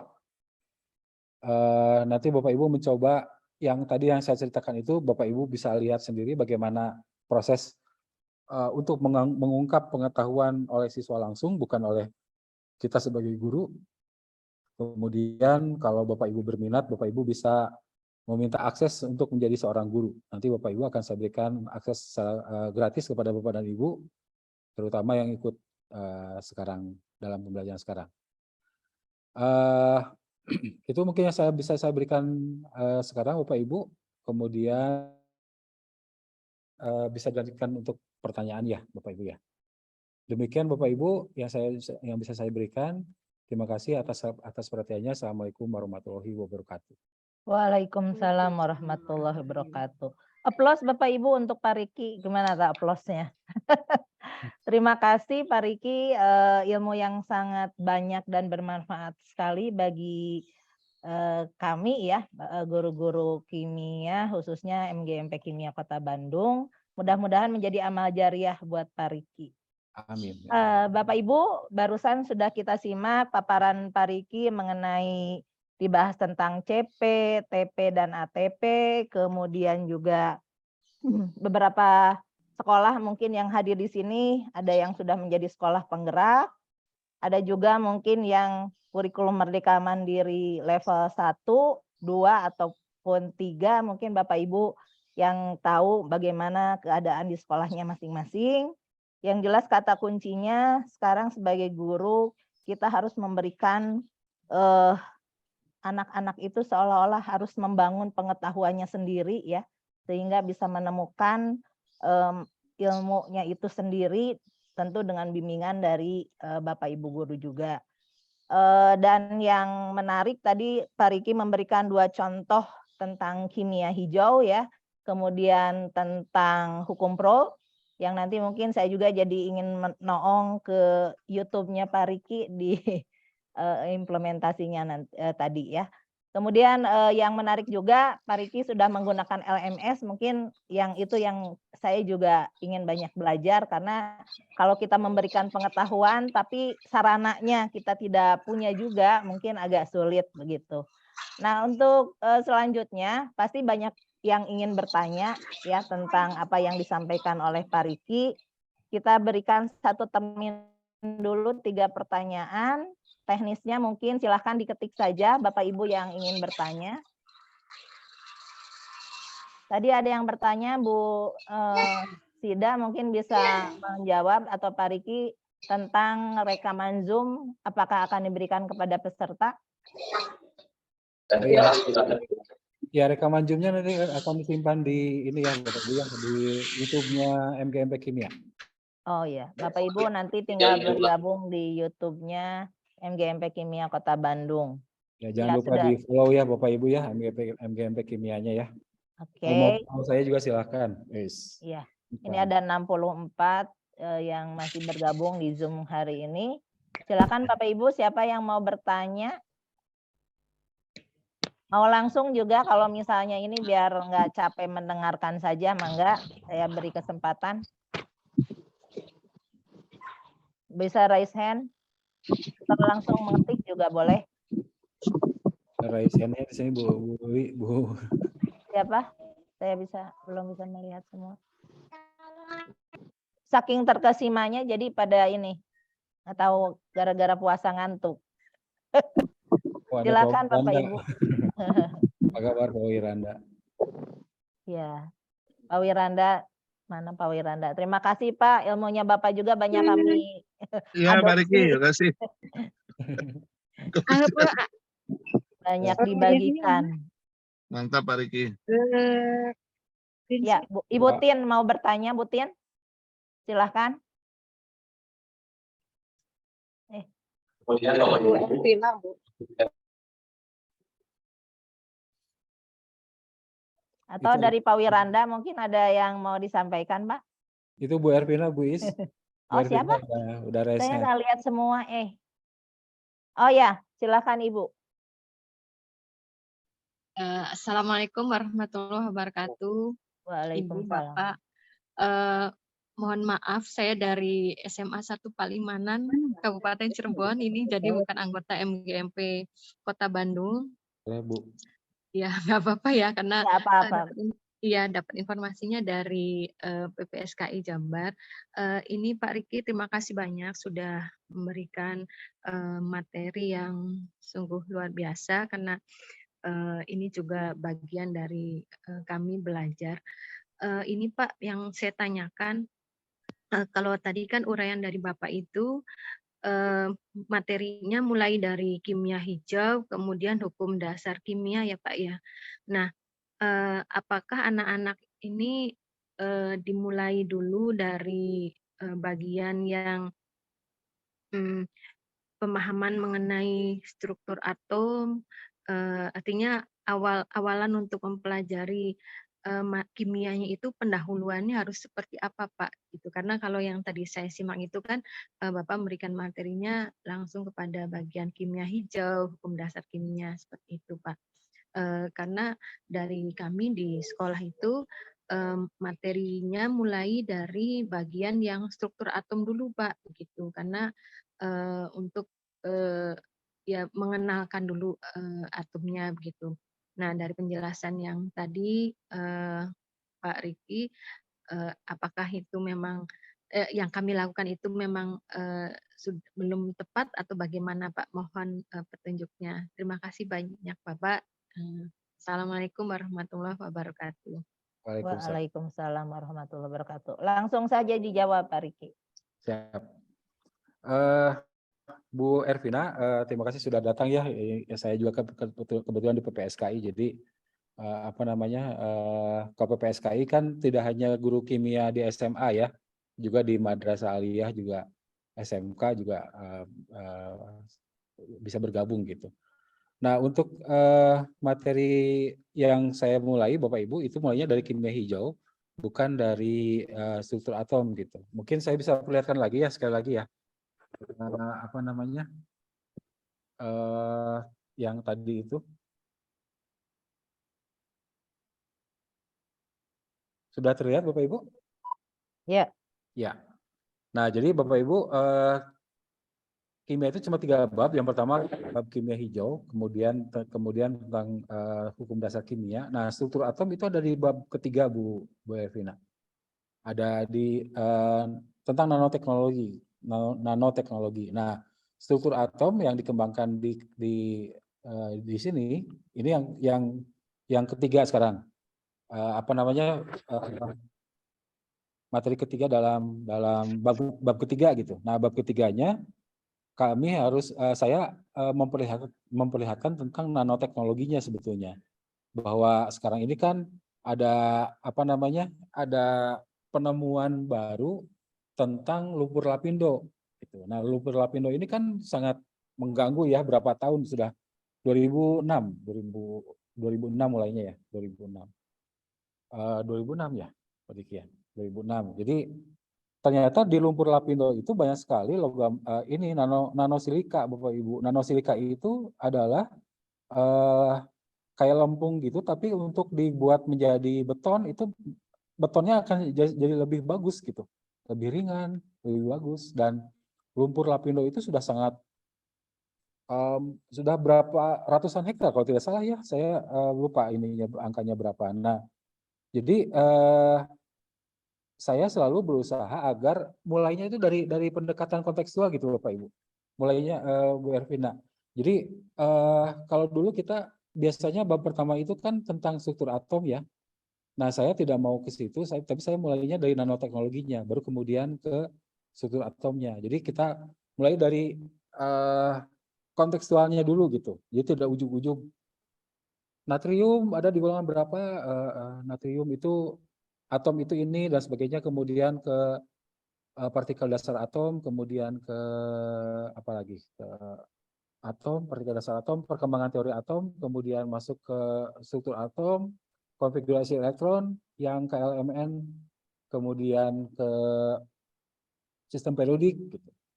Saya ingin mendekatkan mereka lebih dekat ke kontekstualnya dulu gitu, karena itu yang harus dimunculkan oleh kita. Jadi ke lumpur lapindo. Kemarin ada pertanyaan yang menarik Bapak Ibu. Ada anak yang bertanya begini, setelah saya jelaskan tentang lumpur lapindo.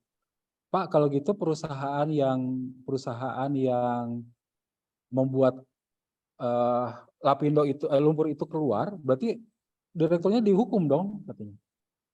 Anak-anak sekarang ke arah situ Bapak Ibu. Kita jadi apa ya namanya? Pendekatan kontekstual itu harus lebih sering kita munculkan di depan. Jangan. Nah, kenapa ini memunculkan ini Bapak Ibu? Karena saya pada saat membelajarkannya ini, Bapak Ibu membelajarkan yang ini persamaan reaksi. Saya nanya ke anak-anak, kamu tahu NaCl tidak? Tahu Pak, katanya. NaCl itu apa? Natrium klorida. Di mana kamu mendapatkan NaCl? Tidak banyak siswa yang menjawab garam dapur Bapak Ibu. Mereka lebih kenal natrium klorida dibandingkan dengan garam dapur gitu. Padahal yang seharusnya mereka lebih kenal garam dapur dulu kan, baru kemudian ke NaCl, kemudian ke natrium klorida, ada ion-ion natrium dan ion-ion klorida, baru kemudian NaCl terakhir gitu.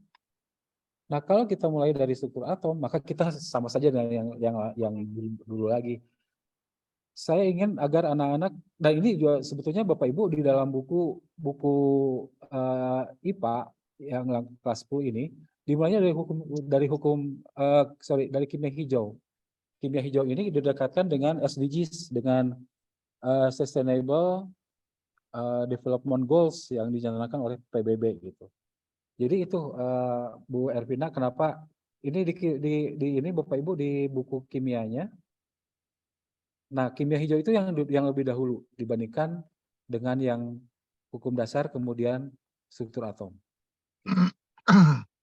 Jadi itu mungkin yang apa namanya, mengapa saya memulainya dari kimia hijau bukan dari struktur atom seperti yang kita lakukan biasanya gitu. Itu mungkin ya Bu Ervina ya, mungkin bisa menjawab ini saya pertanyaan Bu Ervina tadi. Ya, begitu Bu Ervina. Bisa saya Selanjutnya, tambahkan. oh mangga. Silakan Pak Wiranda. Baik, terima kasih nih. Boleh ikut di kegiatan PPSKI Jabar. Walaupun saya dari PPSKI Sumatera Barat. Dan bisa ikut. Terkait ini IKM nih ya, ini Pak Riki ya. Kita udah ada CP baru yang 033 ya. Oh ya.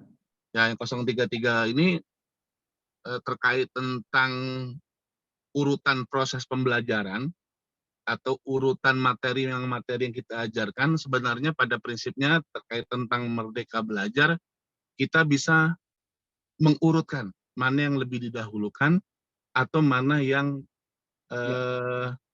diakhiri gitu kan.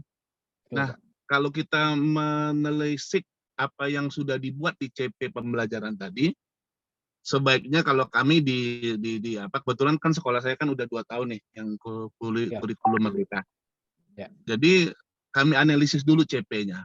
Nah, ternyata di dalam CP itu yang di kimia hijau tadi kan udah di akhir sekarang nih. Kalau kita lihat buku terbaru yang udah diterbitkan kemarin sama Ibu yang di MGMP kita nih, MGMP Nasional Pak Riki. Tik. Ya Ibu siapa? Bu Arita ya, Arita Oh, Megadowani. Nah, Ya. dia di akhir tuh, di Hmm. semester 2, di akhir. Karena terkait dengan kimia lingkungan. Jadi kalau Oh. kita baca dari apa yang sudah kita lalui, di materi-materi di kurikulum lama, kurikulum 2013, nah kimia hijau ini setidak-tidaknya, atau sama dengan kimia lingkungan, itu setidak-tidaknya kalau kita analisis ya, di situ ada persamaan reaksinya, di situ ada apa namanya, penentuan penyetaran persamaan reaksi, kemudian ada apa namanya tuh, indeks dan seterusnya. Jadi kalau kami di Padang, itu yang pertama saya ajarkan pengenalan kimia dulu. Pengenalan kimia dulu, kemudian langsung masuk apa namanya, metode ilmiah. Setelah metode ilmiah, kita masuki dulu ini apa namanya tuh, struktur atom. Struktur atom, kemudian apa namanya, sistem periodik, kemudian persamaan reaksi, hukum dasar. Nanti di akhirnya di semester 2 aja baru kita masuk ke kimia Ya. hijaunya atau kimia lingkungannya. Ya. Jadi artinya gini, untuk mempelajari kimia hijau kita harus ada dasarnya. Karena setelah dianalisis di buku yang pertama kali diterbitkan, di buku IPA tadi ya Pak ya, Ya, mereka Pak. harus tahu dulu reaksi fotosintesis. Padahal mereka belum belajar apa, persamaan reaksi, belum belajar reaksi-reaksi, belum belajar menyetarakan reaksi, belum mengetahui apa tuh indeks, apa itu apa namanya, koefisien, mereka belum tahu. Sehingga di kurikulum merdeka ini kita diberi kebebasan untuk menentukan urutan-urutan pembelajaran, jadi gitu. Rasanya kalau kita udah coba dulu di awal-awal kurikulum merdeka, kita langsung masuk kimia hijau. Bingung Pak saya pada waktu itu Pak, apa yang mau saya ajarkan dulu tentang ini kan? Bingung apa yang mau saya ajarkan tuh kan. Jadi akhirnya udah kembali aja lah seperti belajar di kelas 10 pertama itu. Rasanya nggak mungkin kita ajarkan seperti itu. Ternyata di buku baru yang dikeluarkan oleh Ibu Arita Megadowani, kebetulan beliau itu kan termasuk instruktur kurikulum merdeka. Ya. Ternyata apa yang saya pikirkan terkait tentang urutan pembelajaran ternyata sama dengan pemikiran saya gitu loh Pak Ya, Pak. Pak apa namanya Pak Riki. Ternyata kimia hijau atau kimia lingkungan di akhir dia dibuat, bahkan dihilangkan kimia hijau menjadi kimia lingkungan untuk yang CP 033 seperti itu. Cuman nanti teori-teori belajar itu sangat menarik sekali yang dibuat sama Pak Riki tadi yang terkait dengan LMS kan. Jadi anak-anak itu bisa langsung mengisi di situ, apalagi yang menarik tadi yang ini nih, penyetaran persamaan reaksi ya. Jadi dia tahu mana yang harus diisi betul atau tidak aja. Itu tertarik tuh. Itu kalau bisa diberi waktu khusus untuk apa namanya tuh apa Siap. pelatihan itu tuh. Latihan. Kalau bisa di PPSKI itu Pak Riki, kalau bisa nanti diusulkan nanti Ya. dari PPSKI pusat. Jadi Ya, Pak. prinsipnya gitu saya terkait tentang urutan-urutan pembelajaran memang betul kita analisis dulu karena kita diberikan merdeka untuk mengatur proses pembelajaran, bisa kita atur seperti itu di KM itu. Jadi Betul. mana yang didahulukan kita analisis dulu seperti yang saya bilang tadi kimia hijau ada ininya, ada ininya, ada ininya. Berarti mereka harus tahu informasi awal tentang hal-hal yang ada di kimia hijau itu tadi. Apa saja informasi awalnya tadi kan seperti ada ininya, apa persamaan reaksinya, kemudian dan lain-lainnya pokoknya kan. Makanya Ya. kita beri informasi awal tentang reaksi-reaksi tersebut. Ciri-ciri reaksi kimia itu kan ada nanti pas di pengenalan kimia itu tadi. Mungkin itu tambahannya Pak Riki. Jadi Ya. kita tidak harus melihat apa yang ada di buku.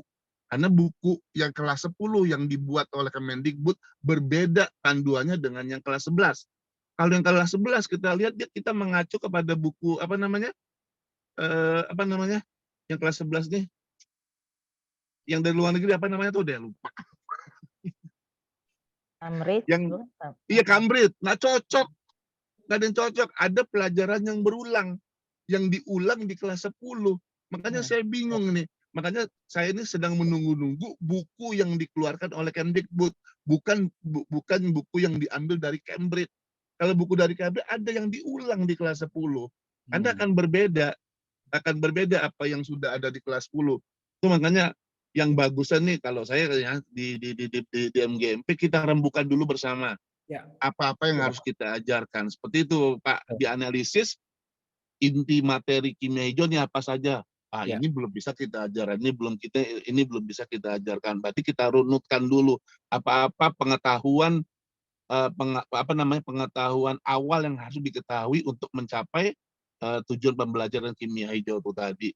Makanya saya sekarang ini untuk yang kelas 10 ini kimia hijau saya letakkan di akhir.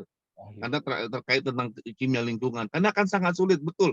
Saya sangat bingung dulu pertama kali mengajar di kelas 10 tentang kimia hijau. Mungkin itu tambahannya Pak. Terima kasih nih Pak. Ya, terima kasih Pak. Ya, terima kasih Pak Wiranda. Ya, betul Pak Wiranda, memang saya juga di awalnya memang bingung kenapa kimia hijau duluan gitu. Nah, akhirnya saya mengaturnya ini Pak Wiranda. Jadi karena reaksi-reaksi kan kimia hijau itu berhubungan dengan reaksi-reaksi apa ya? Iya betul. Harus ada urutan reaksi yang aman gitu kan ya. Iya betul. Banyak pelarut yang digunakannya harus ini. Iya. Nah, tadinya saya ingin coba kalian pelajari setiap 12 kimia hijau itu, kemudian buat presentasi gitu. Pas saya baca-baca, ini nggak mungkin, nggak mungkin anak-anak bisa jawab gitu. Nah, Nggak mungkin ya. Iya. Jadi harus ada pengetahuan awal yang harus mereka dapat. Jadi saya melakukan dulu, saya tidak memperlihatkan yang reaksi kimia tadi Pak. Yang reaksi kimia juga saya mulainya percobaan dulu, mengungkap gejala-gejala yang menyertai reaksi kimia. Nah, saya buatnya Pak, gejala-gejala yang menyertai reaksi kimianya, yaitu dari reaksi-reaksi yang tidak lagi menggunakan NaCl, NaOH, NaHCO3, tapi saya gunakan soda kue, soda api, apalagi cuka gitu. Nah, jadi saya ada karbit. Saya tidak kadang-kadang gini, mereka belum mengetahui tentang lambang atom satu huruf. Nah, di situ langsung reaksi fotosintesis yang ada di kimia hijau. Iya. Makanya saya memberikan dulu penggolongan unsur, Pak. Penggolongan materi, sorry.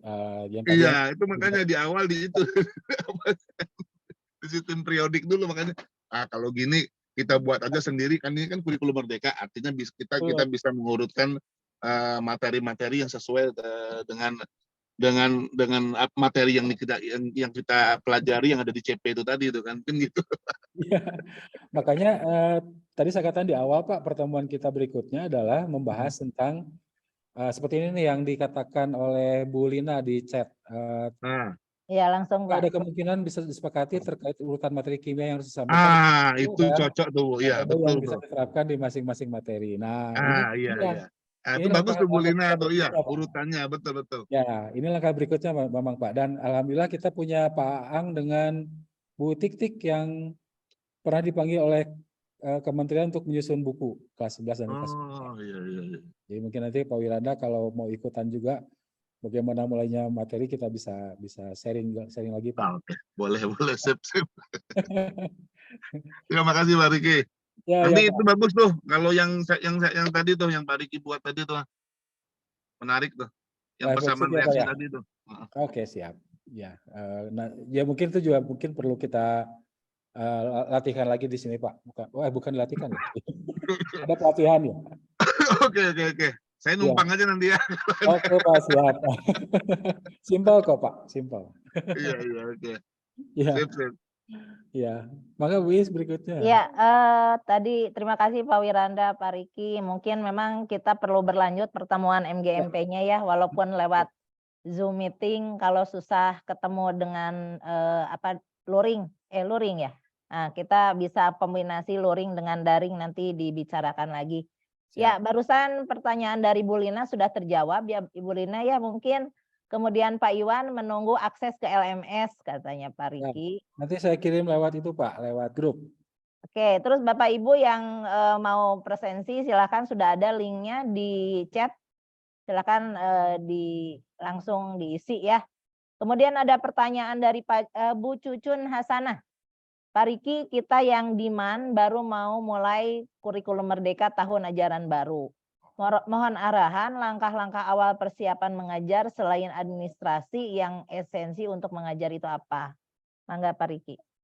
Ya, oh ya Bu Cuncun, kemarin juga Pak Iwan dan Bu Ike yang minta untuk kita mulai. Insya Allah nanti kalau itu ya Pak Iwan ada di sini kalau tidak salah. Oh ya Pak Iwan Rosadi ada. Mudah-mudahan nanti kalau dibutuhkan saya juga, kita akan coba karena mulai kurmetnya tahun ajaran baru ini ya, yang tahun depan. Jadi kita akan coba bagaimana menurunkan CP dan ATP yang lebih detail lagi gitu. Itu mungkin Bu Is. Iya, iya. Pak Riki boleh tanya Pak Riki? Silakan Pak. Jumlah jam kimia berapa kalau kelas 10? Jumlah jam kimia maksudnya per minggu Pak? Iya, per minggu. Ya, 2 jam Pak untuk kimia saja. Tapi kan ada 3 jam tuh Pak. Ya, ada 1 jam lagi untuk P5 kan? 1 jam lagi untuk P5, proyek penguatan profil.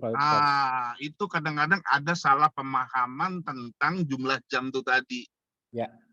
Nah, terkait tentang kurikulum merdeka, saya juga nggak tahu nih entah saya yang benar, entah apa yang benar kan. Yang saya baca, Ya. yang jam kimia itu ada 3, yang 2 untuk intrakurikuler, yang 1 untuk kokurikuler. Nah, jam 1 kokurikuler itu bukan jam P5 sebenarnya. Kalau P5 tuh di luar dari jumlah jam tersebut, dia tersendiri. Tidak ada hubungannya dengan mapel. Jadi di jam kita, di Dapodik itu 3 diakui. Jadi 1 jamnya itu, yang 1 jamnya itu adalah kokurikuler. Nah, yang kokurikulernya ini bisa berkolaborasi dengan mapel lain. Seperti gini, di materi nanoteknologi pasti akan berhubungan dengan virus atau bisa berhubungan dengan fisika atau dan lainnya gitu kan. Proyek apa yang bisa kita buat di situ? Ya, seperti ada yang dipisah-pisah, ada yang dikolaborasi. Nah, kalau dikolaborasi kadang-kadang gini nih, kalau dikolaborasi kadang-kadang ada guru yang mau, ada guru yang enggak. Akhirnya dibuat sendiri-sendiri aja, seperti itu. Contoh gini, misalkan di kimia hijau. Nah, di kimia hijau 2 jam itu tatap muka. Nah, 1 jamnya lagi dibuat adalah yang kokurikulernya. Apa yang bisa kita buat dari kimia hijau tuh? Di buku tuh ada, misalkan membuat hand sanitizer dan apa-apa. Nah, mungkin di situ 1 jamnya. Itu perkiraan saya tuh. Yang P5-nya tuh berdiri sendiri. Yang P5-nya itu jumlah jam itu selama 1 tahun, nanti diambil 30% dari untuk P5-nya. Nah, P5-nya itu bisa dalam bentuk blok atau dalam bentuk harian. Nah, itu yang masih kacau terkait tentang jumlah jam kimia. Jadi kita kimia ini jamnya 3 jam Pak, kalau yang di tempat saya. Yang P5 lain sendiri, berdiri sendiri dia. Ya. Tuh. Jadi ada perbedaan, saya juga bingung nih. Kalau yang saya baca di aturan kurikulum, yang kurikulum itu kan yang kimia 3, yang 2 jam untuk intra berarti tatap muka, yang 1 jam lagi untuk kokurikuler. Kokurikuler itu terkait dengan mapel yang 2 jam itu tadi. Ya. Tuh.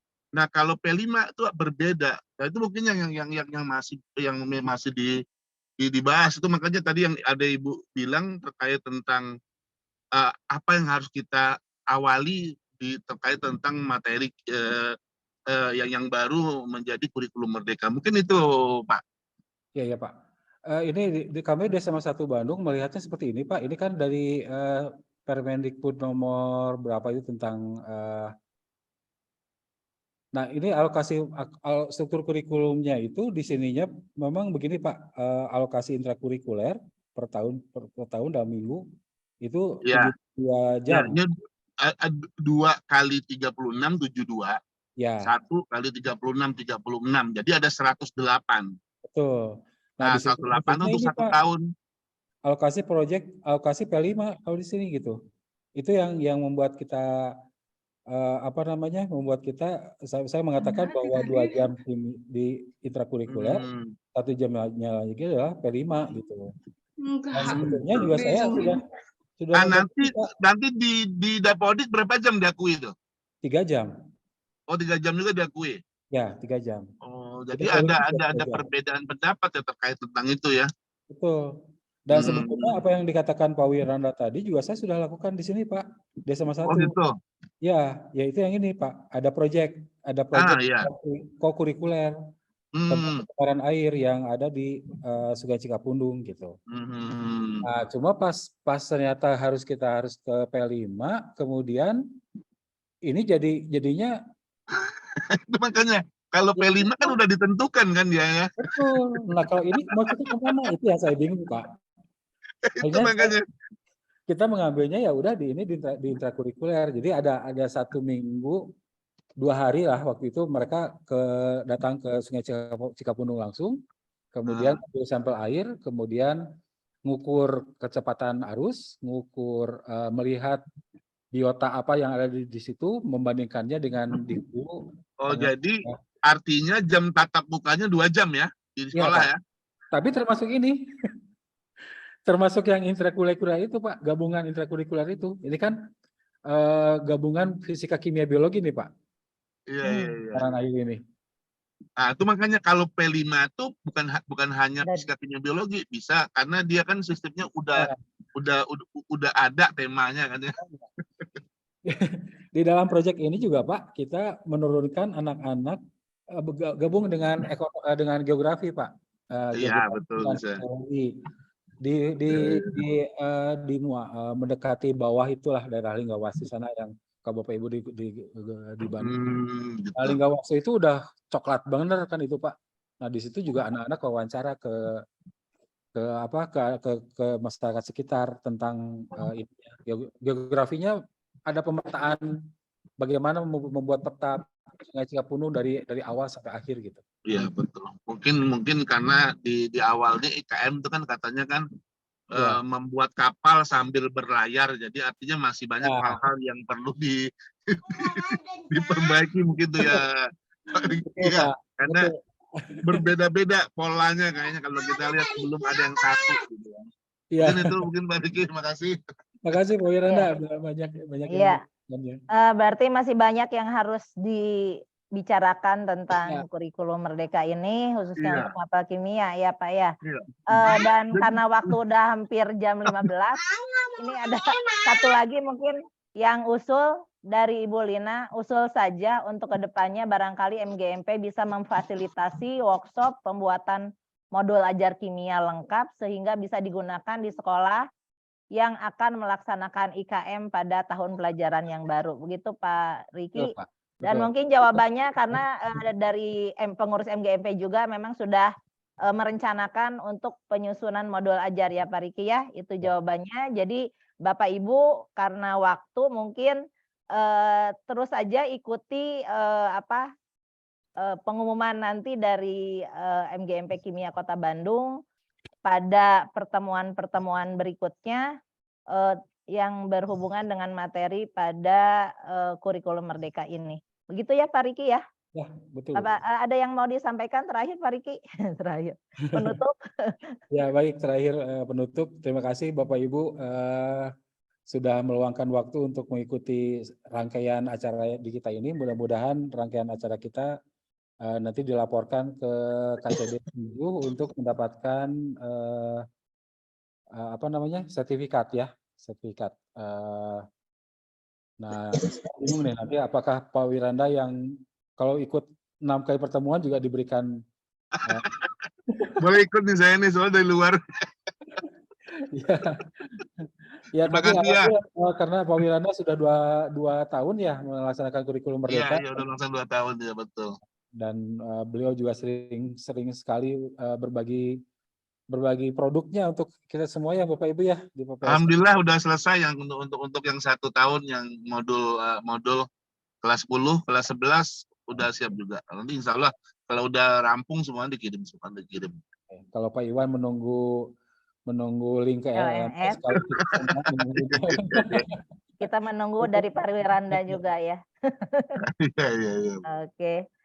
Baik Bapak Ibu, terima kasih Pak Riki, terima kasih Pak Wiranda, terima kasih juga Bu Nursida dan semua Bapak Ibu guru kimia SMA MA di Kota Bandung. Mudah-mudahan kita bisa bertemu lagi di pertemuan-pertemuan MGMP berikutnya.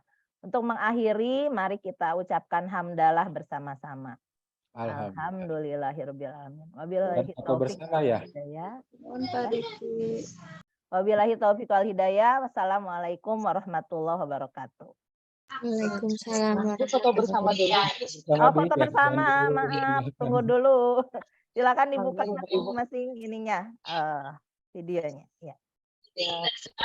Bu Nursida ya. Oke. Ya, boleh. Ya, Bapak Ibu silakan. Like fotonya.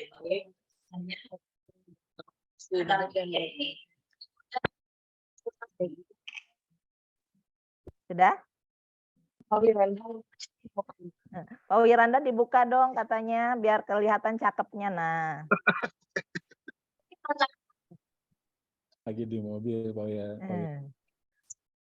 Baru pulang sekolah.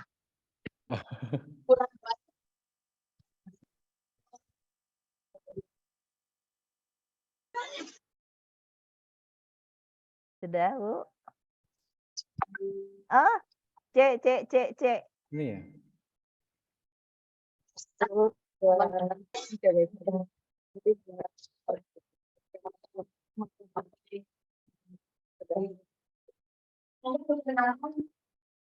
Sudah? Ya, alhamdulillah kita sudah dapat ilmu dan sambil ngabuburit. Terima kasih Bapak Ibu. Terima kasih Bapak Ibu Ya. semuanya.